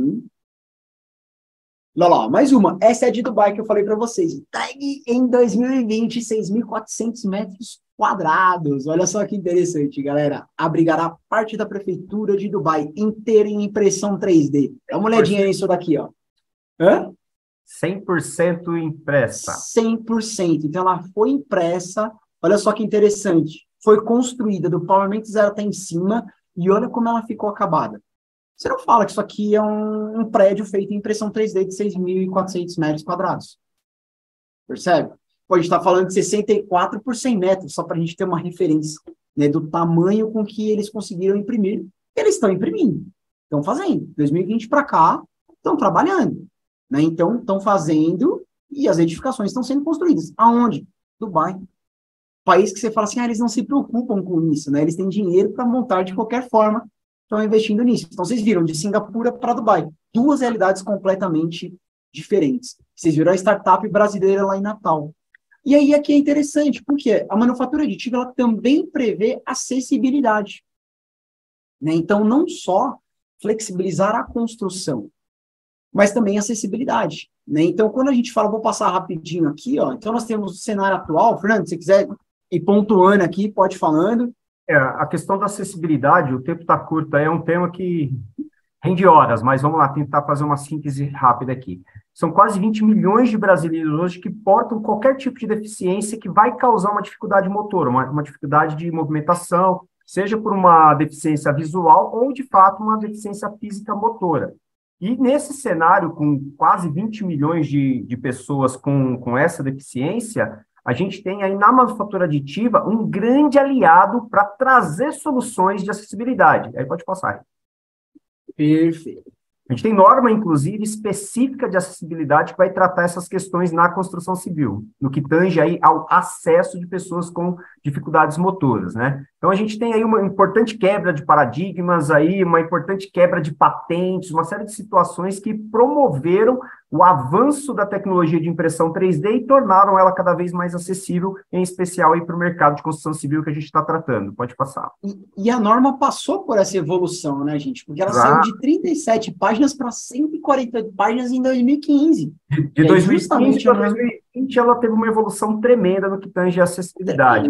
E um fator também que é primordial para essa popularização, não digo a popularização em massa ainda no nosso meio, mas uma grande contribuição foi exatamente a academia, ou seja, os cursos de engenharia, a Unisa é um belo exemplo disso, começar a ter essa atenção especial para disciplinas que tangem a manufatura aditiva, a manufatura flexível, tudo isso tem contribuído bastante aí para disseminar a tecnologia. Toca aí, Rê.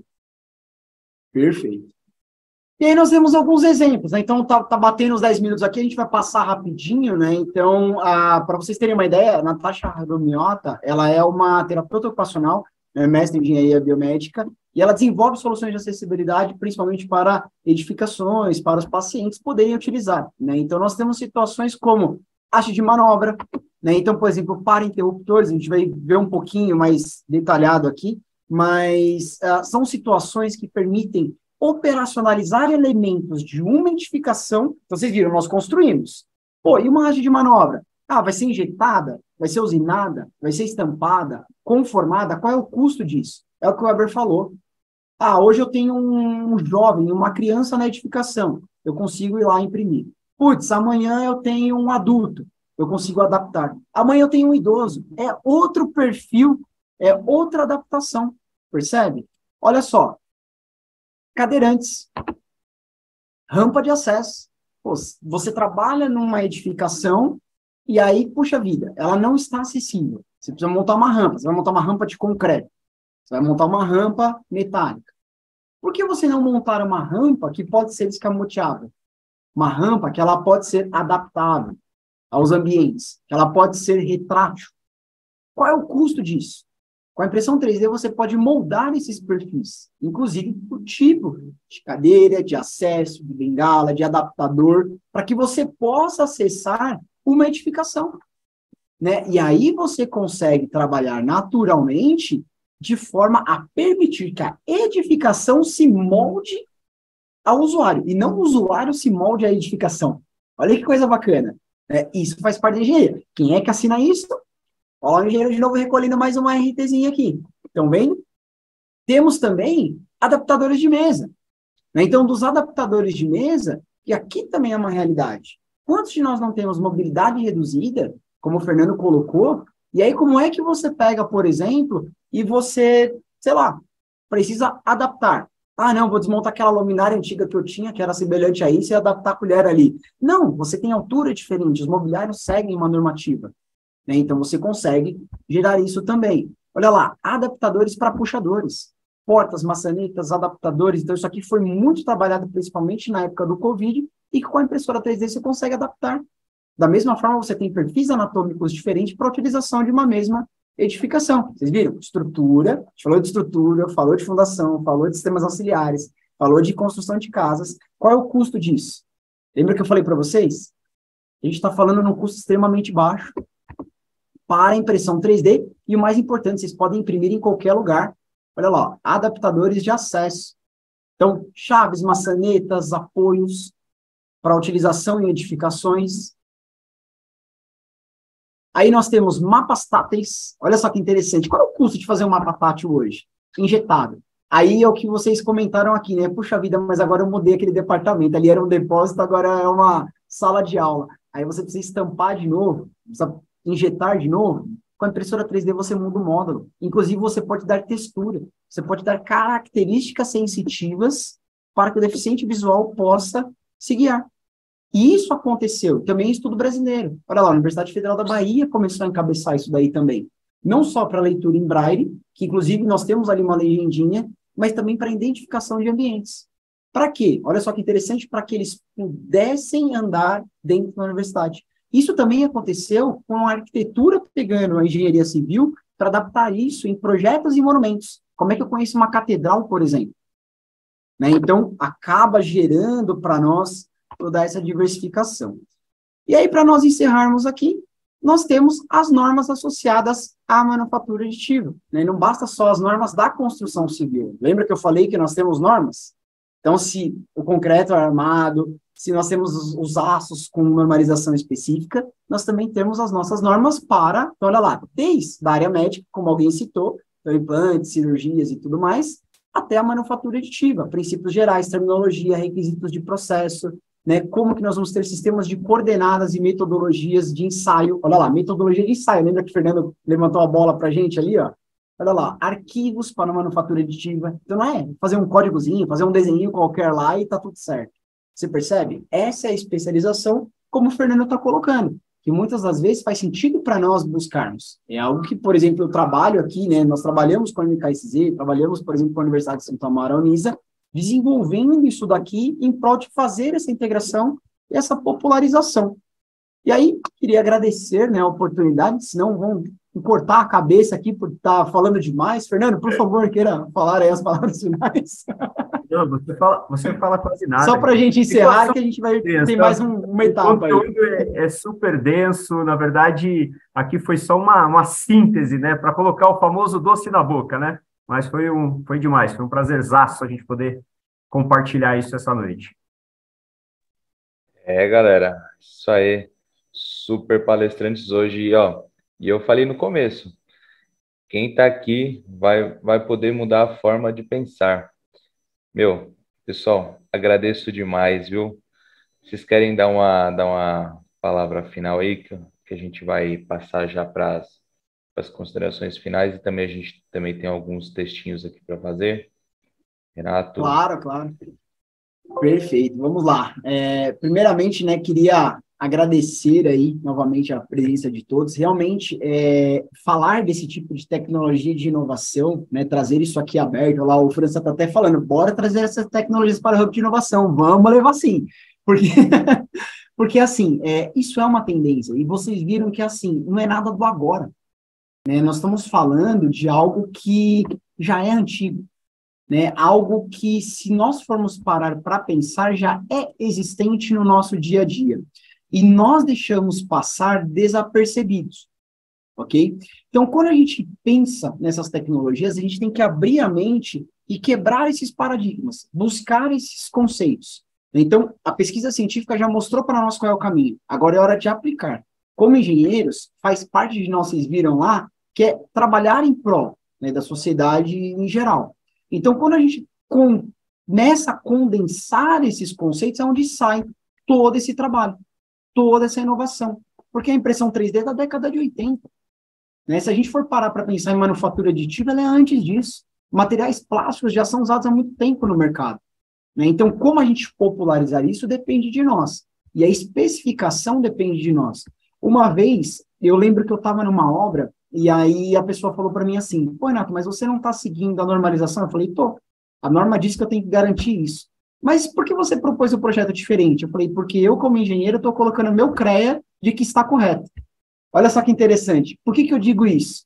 Porque é importante que, para levar isso para a sociedade, nós temos que levar essa bandeira e nos responsabilizarmos por esses projetos. Obrigado, pessoal. Fernando? Bom, prazerzaço, o tempo está apertado aqui, mas só queria deixar aí a minha gratidão. Lembrar que, como engenheiro, todo engenheiro tem que sempre pensar que ele não precisa criar algo novo para ele ser inovador. Ele pode buscar melhores formas de aplicar aquilo que já existe. É exatamente isso que a gente está propondo. A manufatura aditiva ela vem lá da década de 80, mas agora a gente está tendo a oportunidade de trazer isso como benefício para a sociedade, como melhoria de processo e melhoria das nossas atividades profissionais, então não podemos perder a oportunidade. Gratidão a todos. Excelente, galerinha. Meu, que dupla, hein, pessoal? Ave Maria, eu tô saindo daqui com a cabeça fervendo de ideias aqui. Acredito que muita gente aqui também. Bom, pessoal, para encerrarmos, então, temos uma coletânea aqui de vídeos aqui do CREA, que vão passar mais informações, como o CREA Capacita, o caminho para você ampliar seu conhecimento. Hoje vocês viram um conhecimento grandioso aí do Renato e do Fernando, que estão praticando aí já, né? Os desafios do profissional, passo a passo da atualização cadastral, o Comitê de Gestão do Programa Mulher e a comemoração dos 88 anos do CREA São Paulo. Então, fica aí com alguns videozinhos, assiste aí, que a gente já volta para o encerramento. Valeu! Desde que o mundo é mundo, a gente adora inventar. E por dentro de cada invenção da humanidade, existe muito conhecimento e tecnologia. Dos edifícios icônicos ao avião passando lá no céu. Das previsões do tempo ao telhado que protege da chuva. Dos alicerces de qualquer construção ao impacto ambiental que ela causa no solo. Na cadeira que você está sentado, na seleção do grão de café que você bebe e no chip do seu celular. E é esse o trabalho do CREA São Paulo. Garantir que, por dentro de todo o projeto, exista um profissional capacitado e habilitado, seja das engenharias, agronomia ou geociências. Por isso, antes de contratar qualquer serviço, exija sempre a carteira profissional. CREA São Paulo. Por dentro de tudo que você imaginar. Acesse creasp.org.br e saiba mais.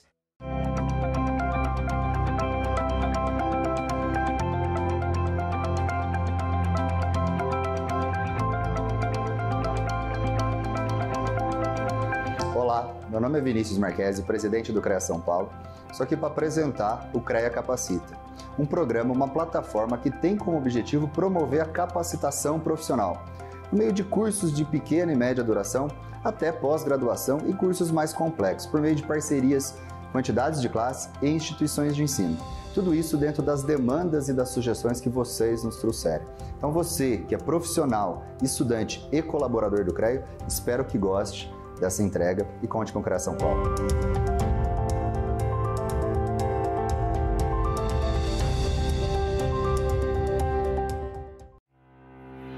Quase toda entrevista que você já fez ou vai fazer, sempre vem aquela pergunta: como você se vê daqui a 5 anos? Pode parecer difícil responder essa questão, mas existem formas de preparar o caminho para o futuro que você quer construir. O CREA Jovem é uma iniciativa do CREA São Paulo para ajudar você, universitário e jovem profissional, a se preparar para ser um profissional do futuro. Estamos vivendo a era digital, onde a informação, a conexão e o uso de dados influenciam todas as áreas. Onde habilidades transversais, as chamadas soft skills, são tão importantes quanto a habilidade técnica. O mercado exige profissionais que tenham a mente sempre aberta para o novo, que tenham curiosidade de aprender, encontrar novas respostas e inovar sempre. Que enxergam mais possibilidades e tenham um pensamento expansivo, buscando uma visão holística e integrada com a sociedade. Mas é também um mercado que busca profissionais com empatia, capazes de ver diferentes perspectivas e trazer soluções humanizadas. Profissionais que entendam que a inclusão e a diversidade são enriquecedoras para projetos e equipes. E que tenham a coragem necessária para a constante experimentação, pois ela tem um impacto exponencial na inovação e no aprendizado. O CREA São Paulo Jovem apoia essa formação voltada para o profissional do futuro. Em parceria com entidades e renomadas instituições, o CREA Capacita oferece diversas opções, desde palestras, workshops, cursos de curta duração após graduação, gratuitos ou a preços acessíveis. Além de programas de estímulo à inovação como o CREA Lab, que conecta pessoas, organizações e startups. Então, quando perguntarem aonde você se vê daqui a 5 ou 10 anos, lembre-se, com o CREA Jovem pode estar muito mais além, criando as tendências do futuro da sua área. Saiba mais sobre o CREA Jovem nas nossas redes sociais e no nosso site www.creasp.org.br/CREA Jovem.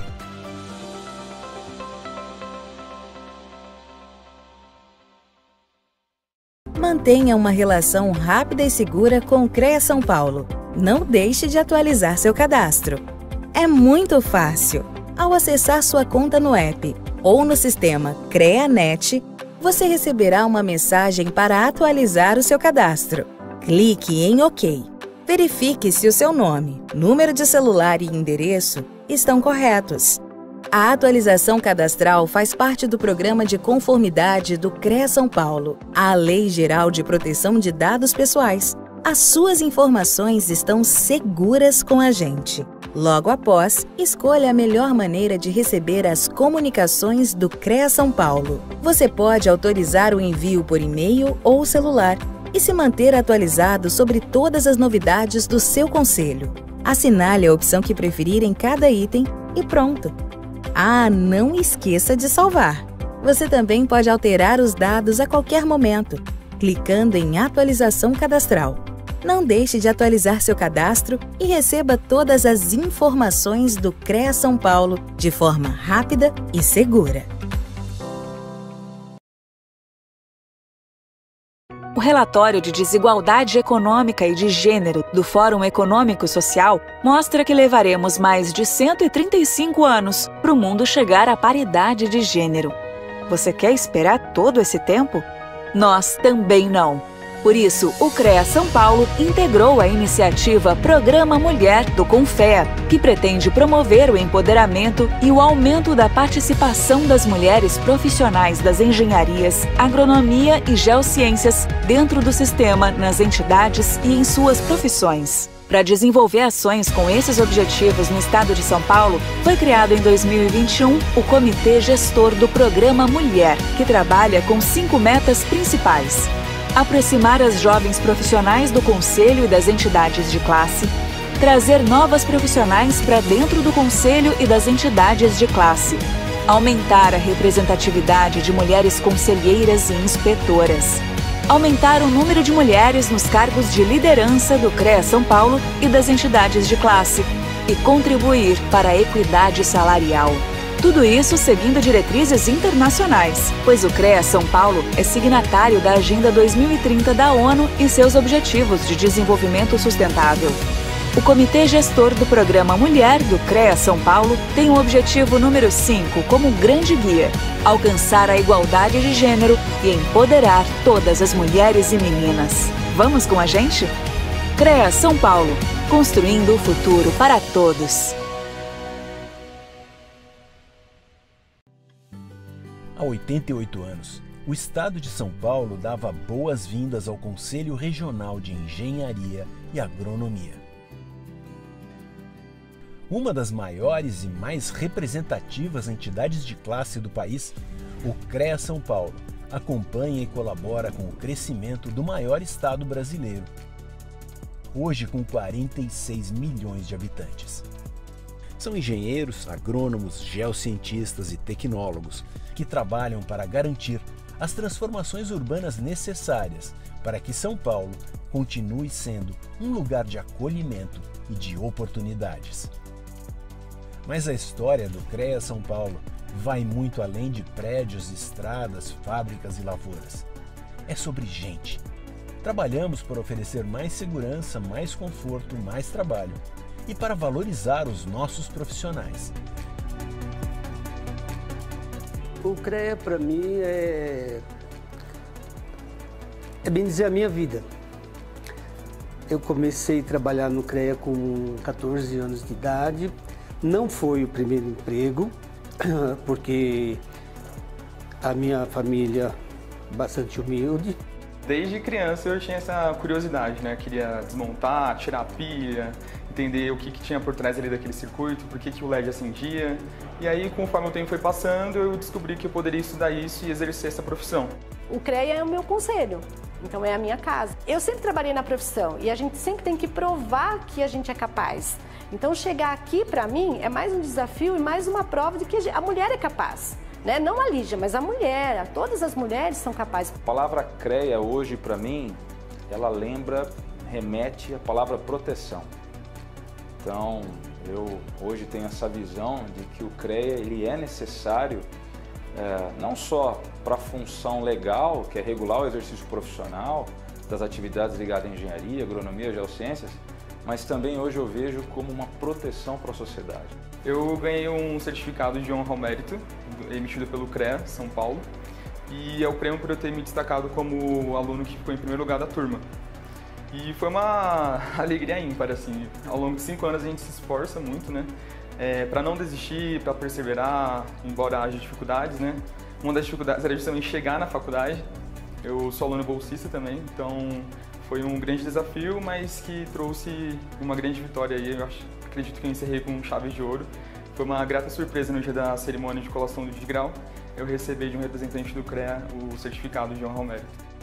Eu fui admitido como auxiliar de serviço e com 6 meses eu passei para auxiliar de escritório.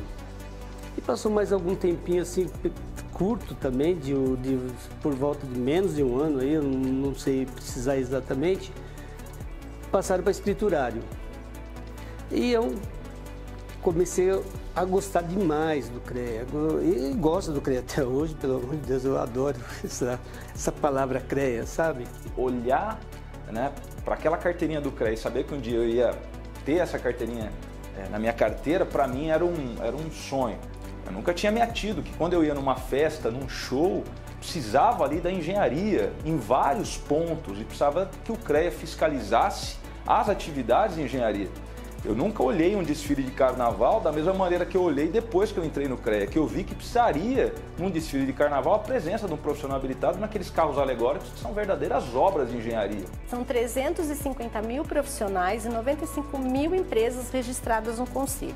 Então, quando eu me vi presidente do CREA, né, é uma passagem que a gente tem por aqui, mas é uma responsabilidade muito grande e, para mim, como engenheira que sempre quis ser engenheira, é uma sensação de gratidão muito grande. O meu maior legado como engenheiro eu pretendo que seja Otimizações da sociedade em todos os âmbitos que eu posso atuar, desde cidades inteligentes, digitalizações, pessoas que não têm ainda energia elétrica no Brasil que possam ter energia elétrica, pessoas que não têm acesso à internet que possam ter, para que a gente possa ter uma sociedade mais igualitária. O legado que ele deixa para essa nova turma que vem, para esses novos profissionais que hoje estão nos bancos da universidade, é que ele pode contar com o CREA São Paulo para outras funções além dessas legalmente estabelecidas. Foi uma grande honra não só ter recebido o prêmio, mas finalmente ter concluído a graduação, e eu não quero parar por aqui. Eu acho que o maior conselho que eu daria para alguém é não pare. Então, CREA para mim, o que significa o CREA para mim? Significa minha vida. CREA São Paulo, 88 anos, ajudando pessoas a construir histórias. É isso aí. Eu gosto daquele rapaz falando que está com alegria ímpar de estar fazendo parte, né, do CREA, né? Bom, eu queria chamar aqui a Melina, que ela vai dar um alô aqui para o pessoal do Hub aí. Tem uma galera aí que está no Hub aí. Melina, é contigo. Toca aí daí. Boa noite, pessoal. Estão me ouvindo bem? Tudo certo? Ouvindo perfeito. Boa noite, Ricardo. Boa noite, palestrantes, Fernando, Renato. Prometo que eu não vou me estender muito, tá, pessoal? Para quem não me conhece, eu sou a Melina, sou engenheira ambiental, então eu quero comentar bem brevemente essa questão da construção civil, que hoje é um dos setores que mais podem causar impactos para o meio ambiente. E isso acontece principalmente pelo consumo, né, dos recursos naturais, e como o Renato comentou antes, sobre essa questão das sobras dos materiais de obras, da destinação de resíduos, que muitas vezes tem custos elevadíssimos, assim, em questão de projetos.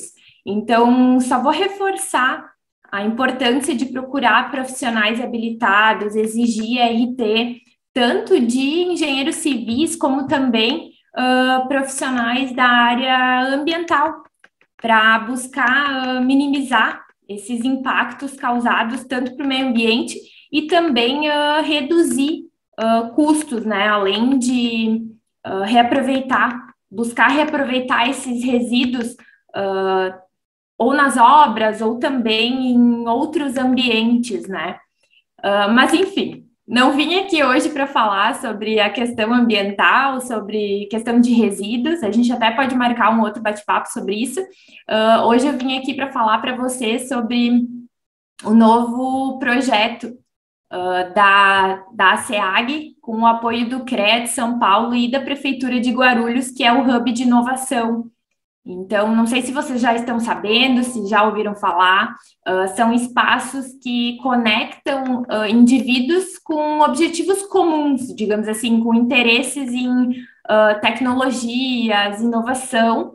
É um espaço que a gente está desenvolvendo para coworking, onde também vão ser desenvolvidos projetos de tecnologia, inovação, startups, tanto para Guarulhos como também para toda a região e de uma forma um pouquinho diferente.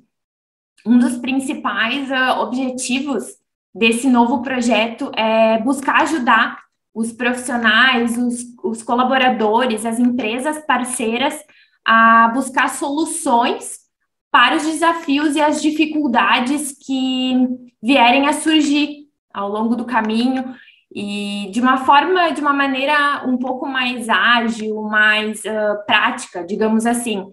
Além de também propiciar encontros, networking, para que todos possam prospectar novas parcerias.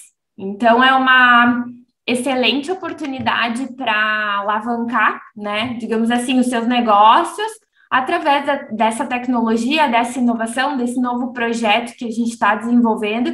Então, eu vou deixar aqui o convite para quem quiser fazer parte do nosso time, para quem quiser crescer com a gente. Estou à disposição para tirar dúvidas, explicar um pouquinho melhor sobre esse projeto. E quem quiser entrar em contato comigo, vou deixar meu telefone ali no chat, ou também pode falar com o Ricardo França, com o Ricardo Gratão, o pessoal aí já me conhece. Excelente. Acho que é isso. Fechado, Melina, agradeço, viu? Ótimo pitch. Obrigada. Bom, então, se você quer saber muito mais sobre essas palestras que vocês acabaram de ver, o hub de inovações que vocês ouviram pela Melina, a gente também tem um canal no Instagram, que é a SEAG_Hub. Lá você encontra todas as novidades, tudo que a gente faz no cotidiano. Tem o nosso presidente lá também, que acaba tendo mais procura lá também, e a gente consegue olhar onde ele está também. Então, é isso, pessoal. Renato, Fernando, agradeço demais pelo seu tempo, pelo seu espaço, pelo seu conhecimento também. Não é fácil passar todo esse conhecimento em 1 hora, às vezes, né? Precisa de muito mais tempo, né, para conversar, ainda mais sobre coisas novas, né, inovadoras. Então, agradeço também o pessoal todo aqui. Eu estou vendo assim, só o ENG, que é tudo engenheiro aqui. Estamos numa sala completamente rodeada de engenheiros que são pessoas que vão levar isso para o futuro. Então, agradeço demais. Excelente noite para vocês e ótimos negócios aí também. Valeu, pessoal.